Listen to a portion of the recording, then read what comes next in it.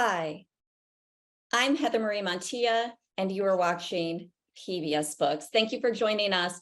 PBS Books is pleased to partner with GBH on this exciting event to celebrate the 2023 Library of Congress National Book Festival. Let's take a moment to hear from the Librarian of Congress, Dr. Carla Hayden.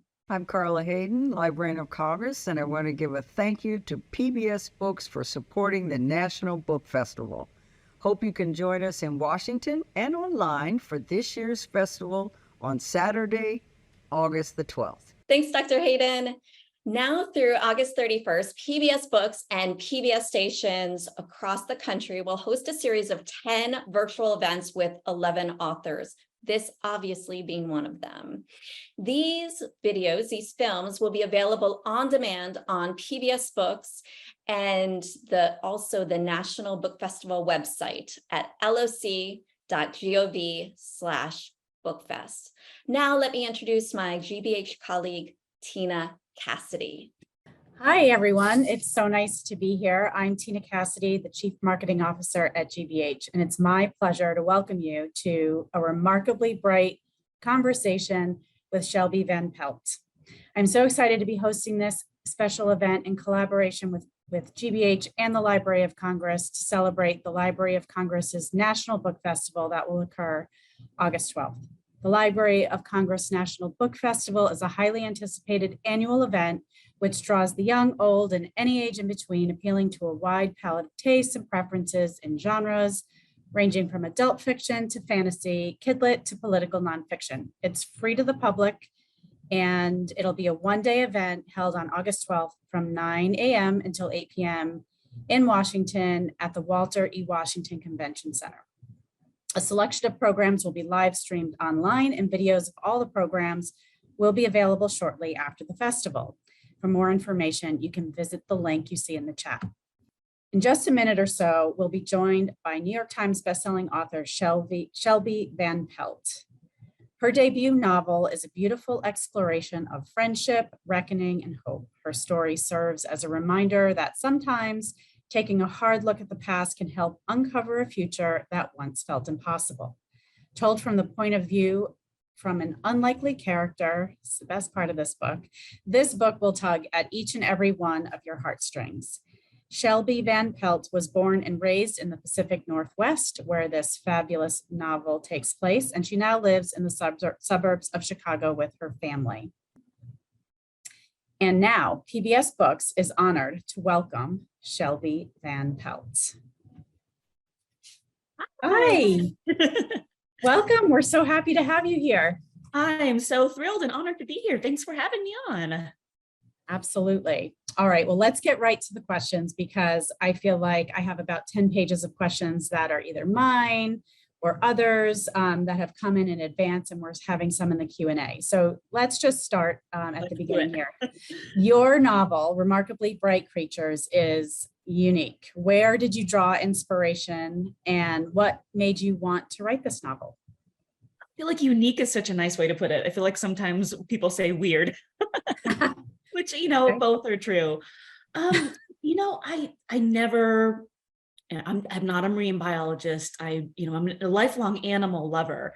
But, if you had asked me when I was, a child or a young adult, like, you're going to write an octopus novel and people are going to read it, I would not have believed you.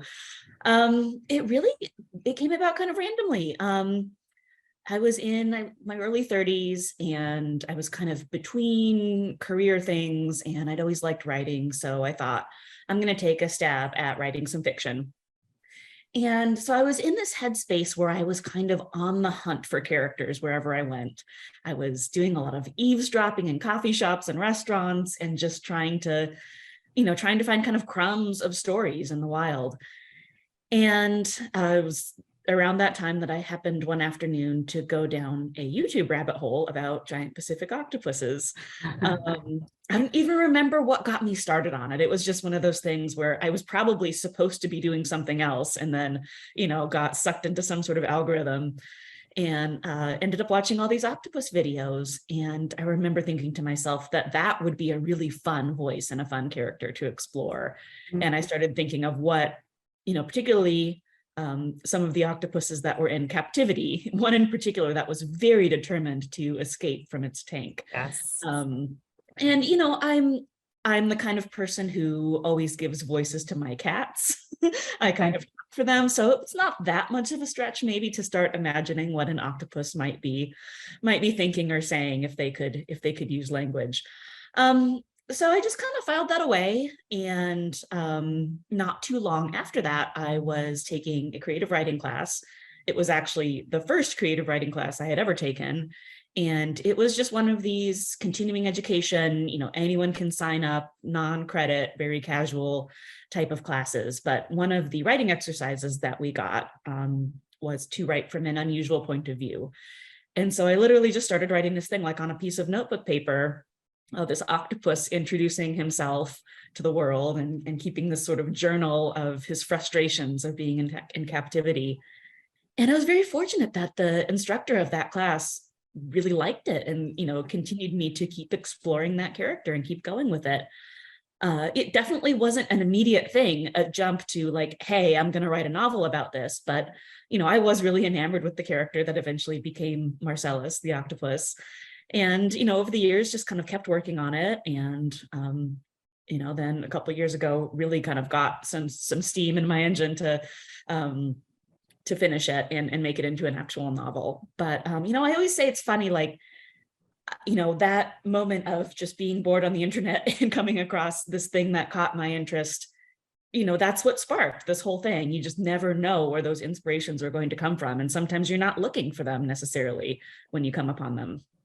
So what's really amazing as a writer myself is hearing that you came to the character first and then developed a plot around that. That is unusual, right? For me, it's very normal. Great. I struggle with plot. Clearly it's working for you. If I always kind of start with characters, and a lot of my plotting involves just taking two, 3 characters and putting them in some sort of situation together, maybe something that's mildly frustrating. They're stuck in traffic, they're waiting in line at the grocery store, and just kind of letting them interact and seeing what happens. And then I get a plot point from that. And then I also get a lot of plot points that don't end up working for the book. So I throw a lot of material away. But I always kind of start with characters and let them point me in the right direction. Now, we did have a question submitted in advance from someone who is on this event who asked about where the name Marcellus came from. Did that name come when you first put pen to paper about the octopus, or did it come after? And where did that name come from? I think, gosh, and this was 10 years ago, but the way that I remember it, I originally, when I was thinking of a name for an octopus, and particularly this very cranky octopus that was in captivity near the end of his life and sort of reflecting on his life every day, I originally wanted to name him Marcus Aurelius. I studied philosophy in college. I thought that was really funny. One of my critique partners who I was working with pretty closely to develop this stuff at the time kind of guided me away. Was like, no, Shelby, that's, it's going to sound like a philosophy book. Like people won't get it. It just is a little bit like extra. And so I just kind of mashed the two names up to come up with Marcellus. And then I just, I'm a person who really likes the things that you can't quite explain sometimes about a word or a name, the way it rolls off the tongue. You've got Marcellus and octopus. It just seemed like it fit. So, well, it definitely does. It's really fantastic. So what was the most interesting thing you learned about the Pacific octopus when you were in your YouTube rabbit hole?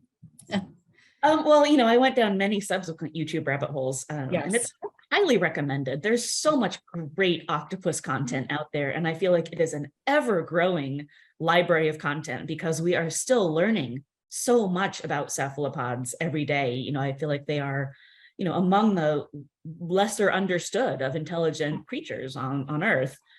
So I think it's really fascinating how their bodies are organized. They have come about to have sort of a similar level of intelligence to the highly intelligent mammals or vertebrates. but their brains are not centralized like ours. Their brains are kind of spread out among all of their arms. And I just think that's so fascinating how nature can get to kind of the same place, taking two very different paths. And again, no one quote me on that. I'm really not a scientist, although I play one when I write sometimes. But yeah, it leads to some fascinating things pop culture wise too. You may have seen octopus memes where you have an octopus that's doing 8 different things. It's like the ultimate multitasker. My favorite one is you have an octopus reading 8 different books, because if I could do that, if I could like harness that superpower, that would be fantastic. That would be really fun. But I just think it's kind of fun that it actually is kind of true. Like octopuses really do have that kind of multitasking ability because of their decentralized brain system. You can have an arm that specializes in one type of tool and another arm that has, a different personality. I just think it's very, very cool. So you said you'd like to take 2 characters and put them together in an interesting situation. So tell us how if you chose the octopus first, how you chose the foil or, the other character to play off the octopus. Yeah, so the first human character that came in after Marcellus was Tova, which probably feels right. She's kind of the main human character in the book. And so one of the things that sort of defines Marcellus is his stuckness. Like he is physically stuck in this place that he doesn't particularly want to be. And so I think suction cups, right? That's a thing. Yeah, you know what? I've actually thought of that. That's a great, there's probably some metaphor in there that is unintentional. Subliminal. Brilliant. But yeah, so I kind of wanted a human who was dealing with a metaphorical kind of stuckness. And I remember being at the Georgia Aquarium very early in the development of these characters. And we were living in Atlanta at the time. I remember my daughter was a newborn baby at the time. And so she was a horrible sleeper, and she would only sleep when she was in the little like ergo carrier. And so I would just go to the Georgia Aquarium and like pace around the aquarium and observe the animals so that she would sleep. But I remember looking at the tank, and there's a big tank that has a lot of different types of sea creatures in it at the Georgia Aquarium. Well, like a lot of aquariums in the fictional aquarium in the book, there's a tank like this where all the sharks are circling around. And I remember just also a great metaphor. Well, yeah. And that's kind of, I was watching these animals just you could almost set your watch to certain individuals coming back around a particular point and like, what they were going to be doing and how many hundreds of times a day they must do that. Yeah. And it kind of made me think of my grandmother, not because she looks like a shark, but because she was very, very entrenched in her routines and her habits. And very much like Tova, could not sit still, would just do almost anything to keep busy and keep moving and kind of keep going around in these circles of her routines. And so I leaned into that a little bit and sort of, pulled some traits of my grandmother's into this character of Tova. My grandmother was also Swedish, also loved to clean. That was her favorite way to keep busy, was to clean. And it kind of went from there. That's wild. All right. So backing up, you said that you were doing other things. You had another career before you decided to really write fiction. Can you talk a little bit about what that was? Or did you start out wanting to be a novelist? Oh, it was a very boring career. There were a lot of spreadsheets involved. Okay. So this is quite different. I'm not really a spreadsheet person. I've learned that about myself. But yeah, I graduated from college with a lot of student loans to pay off. And, I, at the time, just thought I've got to kind of go down this path and take this, really good, well-paying job that involves a lot of spreadsheets. And that's kind of how I'm going to, launch myself into the adult world. I don't know that it would have been an option for me to sit back and say, hey, I'd love to write novels or do something more artistic. But I do remember, so as part of the job we did, it was kind of a consulting job. There was the spreadsheets, and then there were the written reports that sort of went along with the economic models. And I remember all of my coworkers, because there was a lot of us young people who worked in these big consulting firms, we would almost have little barter economy going. Like I would kind of feed them my spreadsheet work and they would feed me their report writing work because I loved writing the reports. I was good at that.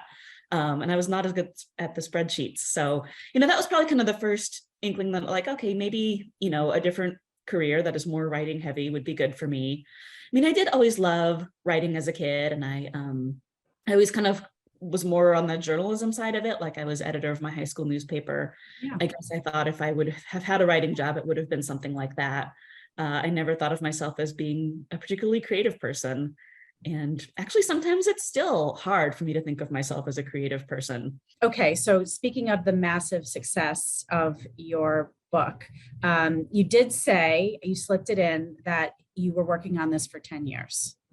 That's Yeah. a remarkable amount of time. It is. And I always say, by one measure, the book took like, 6 or 7 years to write. By the other measure, it was really about 6 months because I spent so many years like writing and rewriting the first like 2 or 3 chapters. And I didn't really know what I was doing. And I was kind of, fumbling around a little bit. It was also the season of life where I became a parent, and I had two under two for a while. So there were definitely probably almost like an entire year where I just didn't touch it, included in that time. But yeah, so I kind of went in. You also never gave up on the characters, which is remarkable. No, the characters, especially Marcellus, always stayed with me. And I would occasionally get, communicate with writing friends who would say, hey, we're going to meet for pizza and do a little workshop. You should come. And so I would bring my first chapter with Marcellus, saying darkness suits me and that whole thing. And I would workshop it again and again. But I really had a lot of trouble moving forward past sort of those introductory chapters, really sort of into like the second act. Jumping from act 1 to act 2 was really scary for me. To make what got you over the hump? Yeah, it's a huge hump to get over. I think what got me over the hump was 2018 or 19. I have to say, I read the book Soul of an Octopus by Cy Montgomery, which I don't know if you've read it. It is. Yes. She lives Fantastic. here in the Boston area, and I think she it's writes a about the beautiful New book. England Aquarium and Yes. features prominently in her book. But I remember picking that book up and reading it, and it was almost like a little bit of like a kick in the rear. It's like, okay, this is so awesome. I'm so inspired by this. Like she has really, gone so deep into this world that I had tried to make a fictional version of many years before. And so I was a little bit motivated to really make an effort at finishing the manuscript. And the other thing that happened at that time, and I can't discount it, is that my youngest kid went to preschool. It was aligned with a time when it's like, okay, I finally had a little bit of time to do something other than be a primary parent for most of the day. So yeah. Well, another question we received was about your writing process. What does your writing process look like when writing about subjects rooted in place? Do you need to write in that place, or do you have another method? Sounds like you weren't stuck in the Atlanta Aquarium for too long. So I wrote a lot of this, the bulk of the draft manuscript during COVID. And so I would probably have been preferred to have been stuck in an aquarium. Yeah. In a lot of ways. No, I think, for me, I don't know that I ever considered setting the novel anywhere other than, what I consider to be my home, which is, Western Washington. And, part of that is just for practical reasons. It was really important to me for some reason that Marcellus be very close to his home, to just literally have the place that he's came from, that he is sort of rooted in, be right on the other side of this wall, on the other side of this pier. So that was sort of a natural fit. But then, I think just for me personally, writing this book was such a almost therapeutic way to sort of reconnect with my home and my roots, in particular at a time when going home was not possible, during the first months of the pandemic. Oh my goodness, that is so powerful and kind of gives me the chills. Yeah. So you were feeling the way Marcellus felt in the tank, stuck. Yeah, we all felt during COVID, right? We were all looking out from our tanks. That's right. Wow, this book is getting more profound by the moment. It's really awesome to peel it away, peel away these layers with the author. Okay, so we got lots of questions about voice and how you develop the character of the octopus and so forth. You said that came naturally, but then the book comes out and it becomes an audio book. And there is an actual sound to the octopus's voice. So how do you feel about the human who anthropomorphizes Marcellus? Well, so one time I was on a Zoom call with, I think it was with a book club, and this question came up. And my kids were home. I think they were in the other room, but they could hear me on my Zoom call. And I said something to the effect of, I'm pretty sure that I owe Michael Urie and Marin Ireland, my firstborn, for the fantastic job that they did with this audiobook. And it actually upset my child a little bit. She kind of took it literally. And I had to explain to her what that turn of phrase meant, that it That's so didn't funny. actually mean I was going to give her away. But just that, I've had so many strokes of luck along this journey. And I think one of the biggest ones is having Michael Urie and Marin Ireland sign on to do the narration. Things like, and I'm sure audiobook narrators, titles, covers, a lot of that stuff falls under the publisher's umbrella. It's their decision, their final say.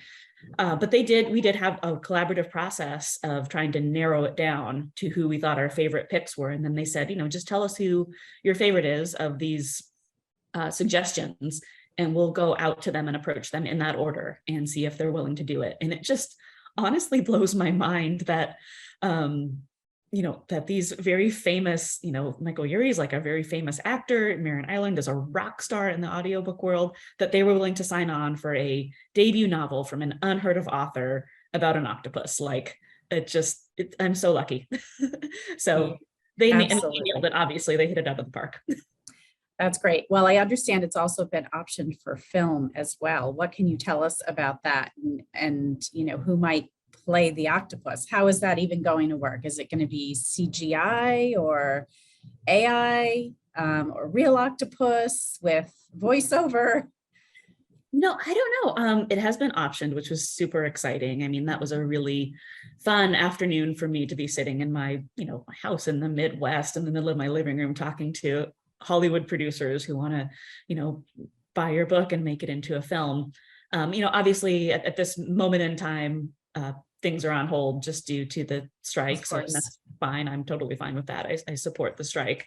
But yeah, I think we've gone a little bit down the road of talking about how that would work. I don't think there's been any real final plan for how it would work, but I know one of the things that the developmental producer and I had talked about was the fact that it's actually quite fortunate that Marcellus's pages are not that much of the book. I mean, he makes a big impact in relatively few pages.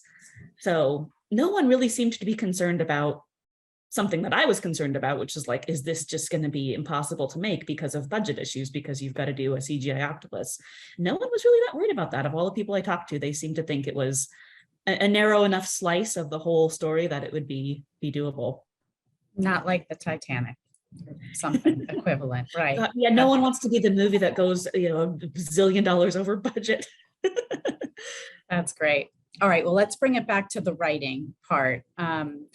It sounds like you had an amazing writing instructor who encouraged you when Marcellus first popped out of your imagination, which is, I think we all know how important having a good supportive teacher is, right, for everything that we aspire to be. But was there a particular piece of advice, either from that teacher or from others, that you've learned along the way that you would want to share with other writers who may be on this event? Yeah, well, I mean, I think her most basic advice, which was, in some ways the most obvious, is just like, don't quit. Like, right. Keep going. Keep going. But, I don't really like that as advice because it's so obvious. I think one of the biggest things that I learned along the way, and I sort of learned this along with my critique partner. I had one critique partner in particular who we worked really closely together. She was working on her book. I was working on my book. We would sort of trade chapters every week. We would have a phone call every week and, try to hold each other's hands through the process. We were both in the same boat. Right. Neither one of us had any real formal writing education, outside of this continuing education class. And we were kind of learning along the way. But, we came to this realization that like, sometimes you have a chapter or a section that you're working on, and it is just like pulling teeth to drag yourself to the computer and write it. And you kind of, you're not enjoying yourself while you're writing it, and you finish it. And, sometimes that sort of works itself out along the way and you get into it and it redeems itself. But then sometimes you end up, you're just like, I really don't like this chapter. And what we figured out is that usually means there's something wrong. Like something needs to be reorganized with the plot. Like if I don't like writing it, readers aren't probably going to like reading it. And so we kind of learned that the hard way after many episodes of sort of going through this and being like, oh, I hate this. This thing is a giant turd. It's like, oh, that probably means that I need to take a few steps back and figure out what is making me not excited about this story, and figure out how I can reignite my excitement for it. Yes, yes. Well, will there be a sequel to this book, or will there be something completely different? And this is a question from Jan, who put her question in the Q&A. A reminder for others to do the same. Hi, Jan. That's a great question. I get that question a lot, actually. I think I would have a hard time writing a true sequel. And I'm going to say this without giving spoilers, but I think it would be hard for me to try to replicate some of the magic with another character that is would be a replacement for who is probably everyone's favorite character in this book. So I don't think I would try that, but I do love it when authors kind of put Easter eggs in their books and, make it so that the books are set in the same world. The plots are not dependent on one another. You can read them whatever order you want. But if people who have read the other book will recognize some of the settings and places and characters, I think that's just a really fun way to link books together. Emily St. John Mandel does that with a few of her books. Frederick Backman does it with his books, some of them, lots of them actually. So yeah, I would love to do something like that. That's probably my take on a sequel. So maybe another book set in the Pacific Northwest, or maybe an aquarium, but could just be something completely different. Yeah, so the book I'm working on now is actually set in a forest. Okay, so that's Pacific Northwesty, right? Very Northwesty, yes. Yeah. All right then, great. Well, that's a good tip. Well, we can't wait to see what you produce.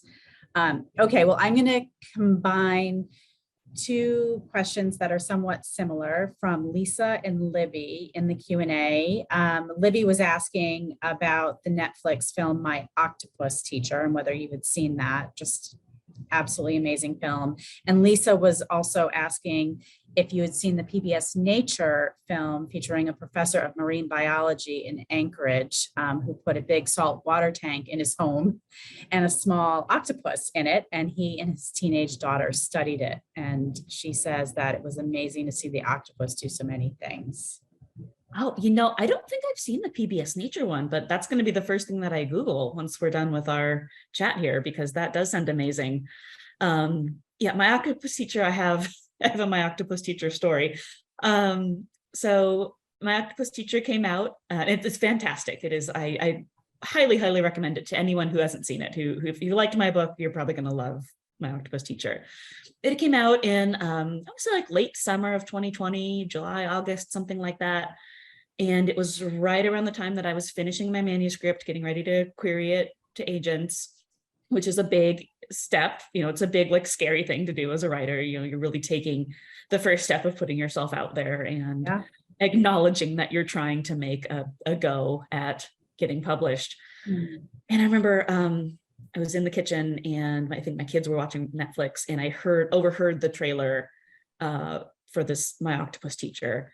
And my heart just dropped into my stomach, devastated. Because I had no idea like someone made a movie of like my book idea, because it's all friendship between an octopus and a human.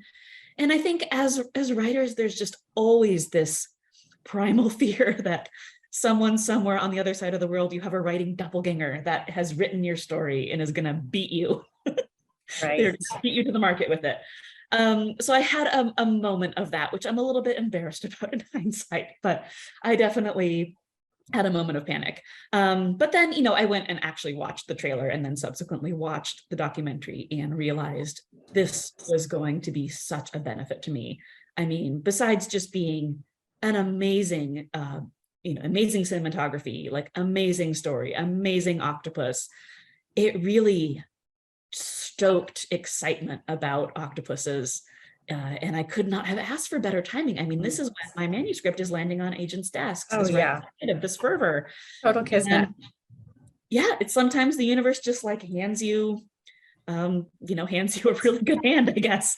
So yeah, it's another very, very huge stroke of luck that I had. I didn't plan that, but I couldn't have planned it better if I'd tried. That's great. Bev asks in the Q&A, if in choosing an octopus as a main character, have you ever considered writing a children's book?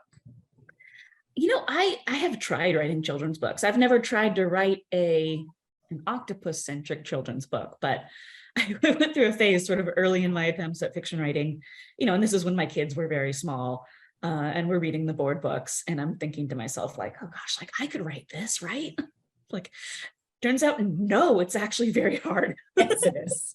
Yes. And I still, I have a few children's book type projects that once in a while I'll pull them out and kick them around. But it is one of those things that I feel like seems like it should be easy and actually is very, very hard. Yeah. Well, Bev has a follow-up question, which is, how did you land the title of this book? Oh, so for most of the life of this manuscript, when it was just on my computer, it was just titled Marcellus. Like that was the file title. It was like Marcellus V12 final X final 10, all the different file things that we name when we try to indicate that we have stopped poking at it. And it wasn't really until I was at that point in that summer of 2020, I was like, okay, I'm going to actually query this to agents, when I realized I needed to have a title. Marcel, that's not a title. That doesn't tell you anything about the book, right? Right.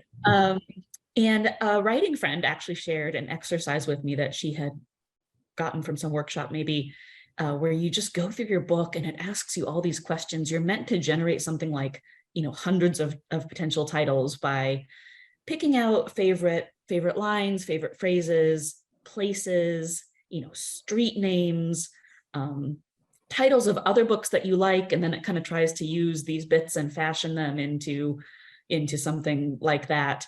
But I just remember in the course of one of those little exercises, the phrase "remarkably bright creatures" came out, and I was like, oh, I think that's the title.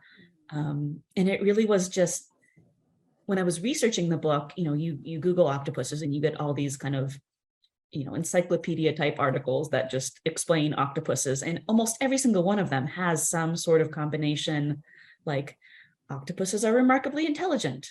Octopuses are incredibly bright animals.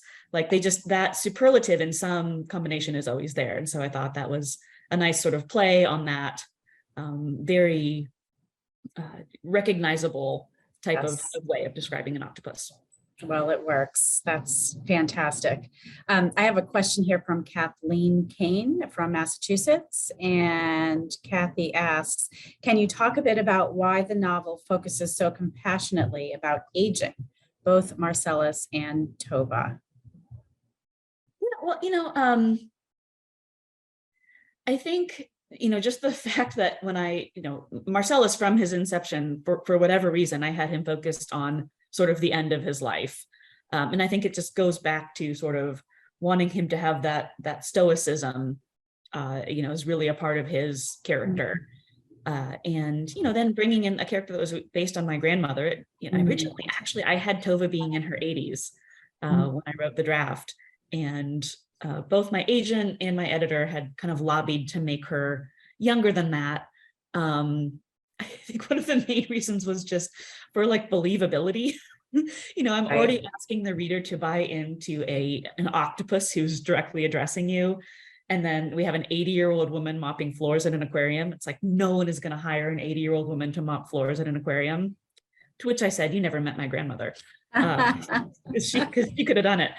But, that was like, okay, that's a fair point. And then I think they also just wanted her to, because so much of the story is sort of this idea that it's never too late to start over, to start new, to start a new path.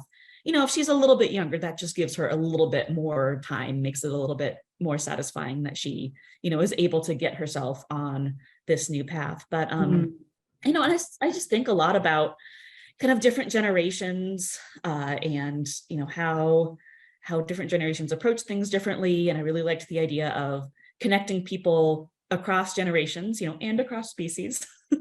Yes. So the things that they have in common, even though they have very different backgrounds. Love it. So you started with Marcellus and then you developed Tova. And who was your second human character? This is a question from Jane Swift in Georgia. Jane Swift also was the name of the first female lieutenant governor of Massachusetts. I'm assuming this is not the same person. That would be amazing. Chronologically, I'm pretty sure it would have been like Tova's friends, the Nitwits. Like that was one of the very, very early things that I brought in, was her group of friends. And that also happens to be the thing that I most directly stole from real life. My grandmother really did have a group of friends called the Nitwits, and I spent a lot of time with them when I was a kid. I was an only child, and we lived next door to my grandparents. So I was always over at my grandma's house, and she would have her ladies come over and her Nitwits. So I think I just soaked up a lot of their conversations and quirks. So they were definitely like the second kind of chronological characters, but they're also fairly minor characters. I think the second sort of major character that I tried to bring in was actually Ethan, the grocery store owner. And this was one of those scenes where I was putting people together in scenes, trying to figure out what the plot was. And I was like, well, where's Tova gonna go? Okay, she's gonna go to the grocery store. All right, let's put her there. Let's give her some sort of mild annoyance, in this case. And this is not a spoiler, it's very early, in the form of someone bagging her groceries in a way that annoys her. And so that's how kind of, that's how those little plot threads get started, I guess. Definitely a fascinating process. Azita asks the question, would you please tell us about the process of how you found an editor, if you selected one, and a publisher, any marketing effort which you decided to implement for this wonderful, successful outcome? Congratulations on the success of your wonderful novel. Oh, thank you so much, Azita. I went about it the very traditional way. I found an agent. I have a wonderful agent who is very, very good at her job. And so she was able to generate a lot of interest among editors, publishers. And we actually ended up with several interested parties, which was very cool. And so I got to talk to them before we sold the book to kind of understand their background, their vision, for how we would, take the book through editing and to a final product. And my editor is amazing, Helen Etzma at Echo. I really just loved her. She has a real knack for like paring down prose into like letting the reader kind of get there emotionally, leaving a little bit off the page and making that a little bit more satisfying for the reader. And, I think definitely working with her has made me a better writer. Like I'm so grateful for her mentorship. And then marketing, it's funny. I have a lot of writer friends who are in we call it the querying trenches, where you're trying to get representation for your book. You have a finished manuscript. And one piece of advice that I kind of always tell those people from the other side is like, kind of like start working on your marketing game. Doing public speaking is a very different skill from writing a book. Yeah. It's a skill that takes, time and practice to develop, for sure. I mean, maybe it comes naturally to some people more than others, but I remember, especially at the time when my book published was May of 2022, just kind of feeling like I went from this COVID isolation pandemic to like TV appearances and public speaking. And, if I could go back to my 2021 self, I would have spent a little bit more time preparing for that, because it's a totally different skill from writing. And it is something that, everyone, I think, whether you're self-published or traditionally published, like, if you want to get out there and make your book successful, you've got to be comfortable putting yourself out there. That's a great point. You do have to be good at both. Darlene Grummett has not a question, but a comment. She says, I haven't read your book yet, but I've heard so many good reviews and I can't wait to read it. As an animal lover and someone concerned about natural world loss, will your next book include animals as well? So we know it takes place in a forest. What kind of woodland creatures can we expect? Oh gosh, how do I say this without, I don't know. You can say no. There are creatures. Yeah. Okay. All right. But yes, I think one side effect, and I don't think I could plausibly say that it was my primary motivation in writing the novel, but getting people to care about the natural world and about animals and about our planet and climate change, it just, if it gets someone to care even a little bit more because they connected with an animal creature, like, I feel like that's such a good sort of side effect of a book that is very nature dependent. And definitely, like, this next book that I'm working on will kind of have that as a little bit of an undertone as well. It's really interesting. Of course, octopuses have been popular for a few years now for the reasons that you've mentioned. But trees are also really popular right now too. Yes. So yeah. There's a little bit of a tree moment. I feel like there was like a mushroom moment a couple of years ago. That's right. I think that's still happening too. Yeah. A lot of really, really cool stuff going on in science and nature, journalism and art. Sure.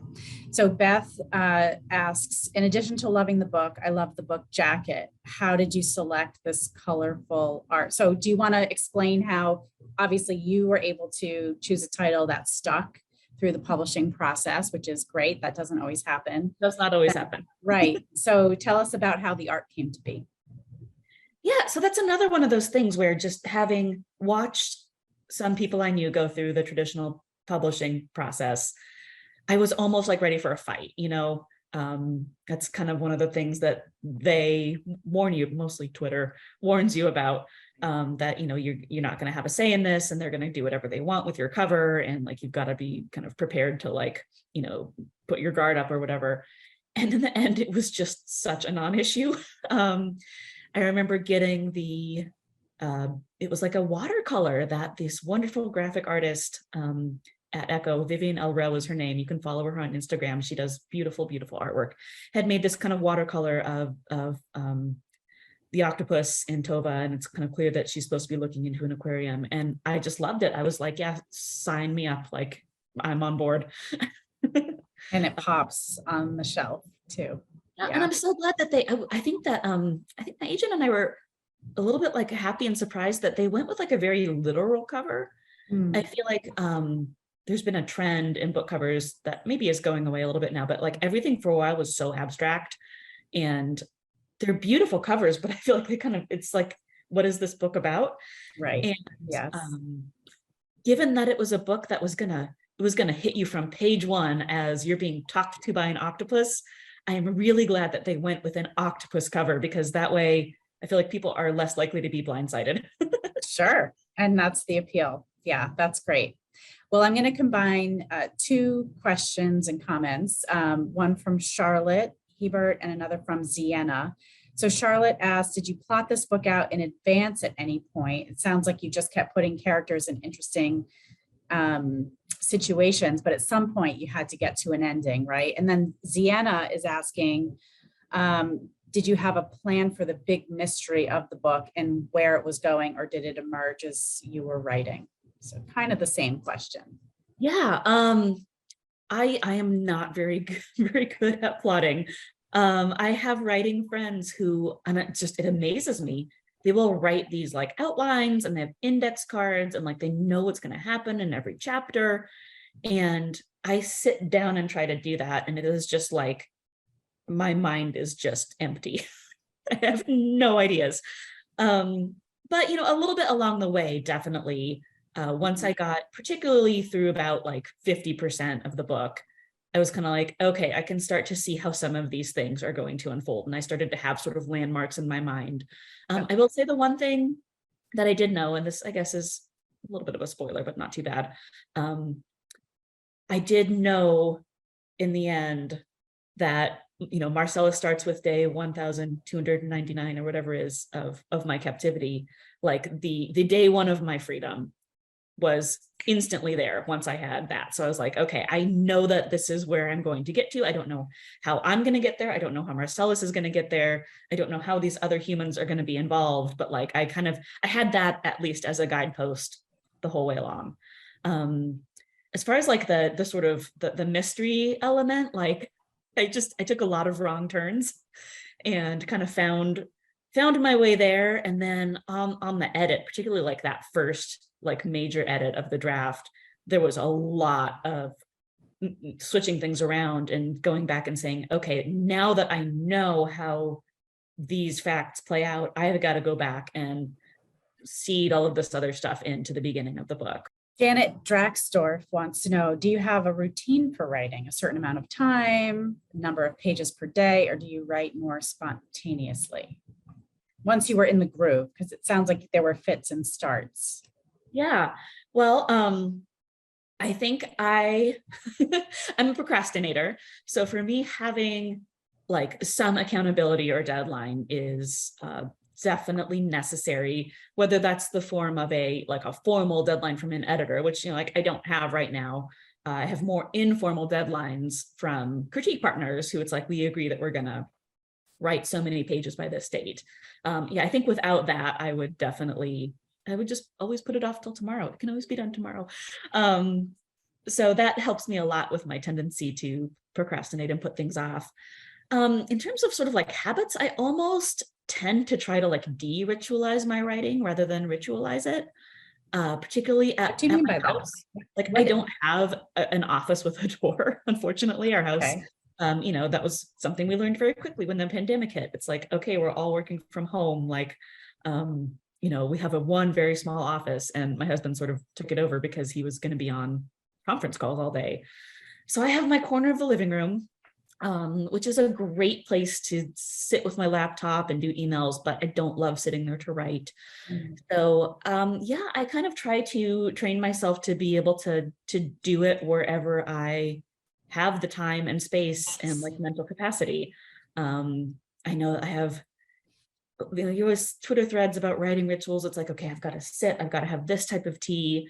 And I almost feel like a reaction to that, because I'm kind of like, oh my gosh, if I made it so that I had to have a certain type of tea and be sitting in a certain spot, like I would never get it done. That's great. Sue wants to know, I loved the gray pages for the voice of the octopus. How did that come about? Oh, that was all my publisher. That was an Echo invention.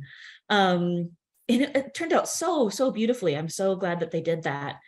You know, I think aside from just sort of enhancing the aesthetic of the book, I think there was some desire to just give readers a visual cue that you were going into this different voice. You know, not only because it's an octopus versus humans, but also it's first person versus third person. It is a totally different format from the rest of the book. And so, you know, similar to how the audio uses a different voice actor, I think they really wanted to prevent people from feeling kind of jarred or confused by that. So like, you know, you turn to one of those pages where it's got the gray octopus arms on it. It's like, okay, you know what you're getting. You're not going to be surprised by hearing first person. It's so inventive and it really works. Fran Center Hurley wants to know, what's the most frequent question you get from readers? And did we already ask it tonight? Oh, it's always some version of like, why? Like, why would anyone octopus? Yeah. Or, you know, just like how did it come about? And it's actually one of my favorite questions too, because it is just, I think it's, you know, I almost kind of need to hear it myself again. You know, as a writer who's trying to write more books and more projects, to remind myself that, you know, you don't have to go into this having a grand plan.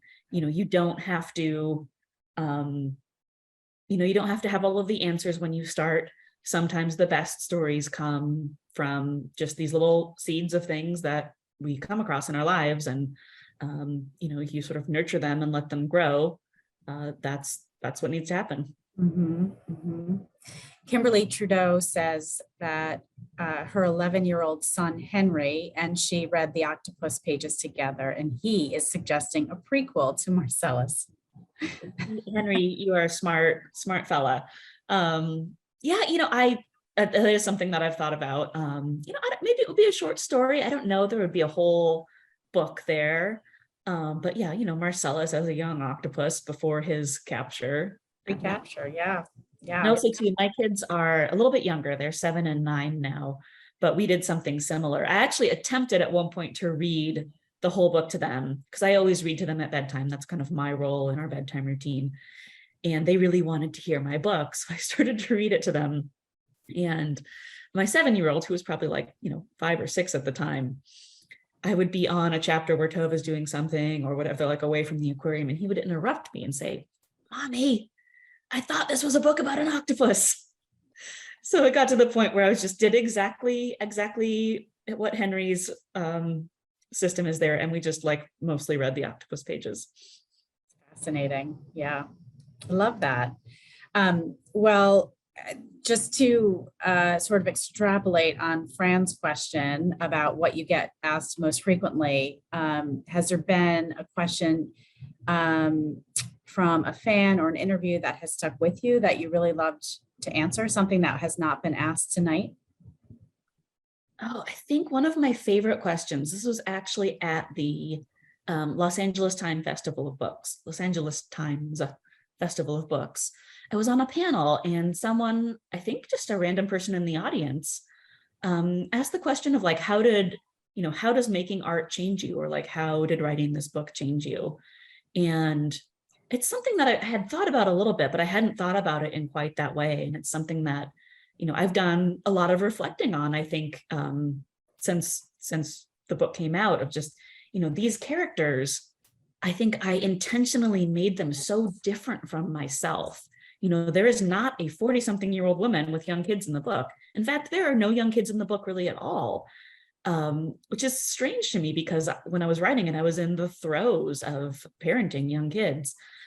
But, so many of the things that Tova struggles with vulnerability, with accepting help, with being able to admit that she doesn't have it all, under control, are so many of the same things that I dealt with in that season of my life, going from not being a parent to being a parent and having young kids. And so I think I just really, I really learned that about myself, I guess, through writing, sort of unintentionally. I thought I was kind of shielding myself from it by making these characters so different from myself. But, in reality, I was just exploring the same things that I struggle with. Absolutely. So this book was perhaps therapeutic, or obviously it was fun, and it did change you in some way. What do you hope would change in the reader in the process? Well, I mean, this is very kind of superficial, but I've had so many people tell me that they stopped eating octopus after reading it. Oh, yeah. And, I'm not a person who really cares a whole lot about what people eat or don't eat. And I'm sure that people could judge my eating habits. I'm not perfect from an ethical standpoint.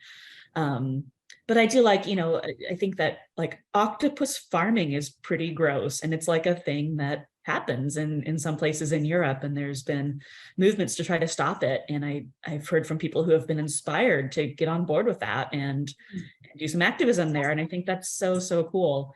And also, I think if I were able to write a dystopian novel, it would absolutely take place in an octopus farm.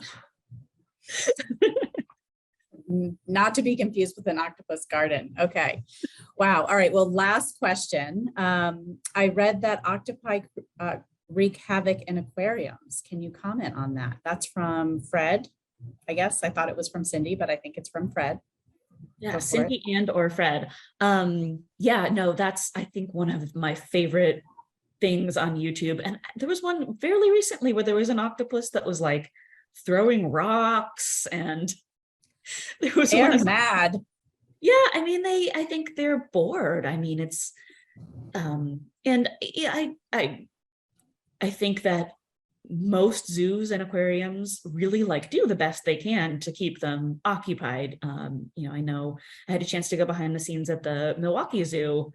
Gosh, it's been probably like a year now, but and just talking with their handlers there and all of the things, they put a lot of work into keeping them stimulated. But still at the end of the day, I've got to imagine there's stretches of time where they are just bored. Absolutely. It's very fun to watch. I feel a little bad for the octopuses, of course, but Well, thank you. Thank you all so much for tuning into this evening's PBS Books event, Remarkably Bright Conversation with Shelby Van Pelt in collaboration with GBH and the Library of Congress. Just a reminder, the 23rd Annual Library of Congress National Book Festival one-day event will be held on Saturday, August 12th in Washington, D.C. A selection of programs will be live streamed online, and videos of all programs will be available shortly after the festival. You can go to loc.gov/bookfest for more information. And if you're looking for more thrilling summer reading books, you can register now for next month's Beyond the Page with the thriller novelist Riley Sager. Just follow the link you see in the chat. Riley Sager is a New York Times bestselling author of 7 novels. His latest release, the only one left, is the perfect book for anyone looking for that next Don't Turn Off the Lights read. Sager's thrillers are filled with unexpected plot twists that will keep your eyes glued from the first tantalizing page. This event will be hosted by Jeremy Siegel, who's the co-host of GBH's Morning Edition on 89.7. You can follow the link in the chat to register now. We hope you had an amazing evening like I did. Can't wait to see you again soon. Good night, everyone.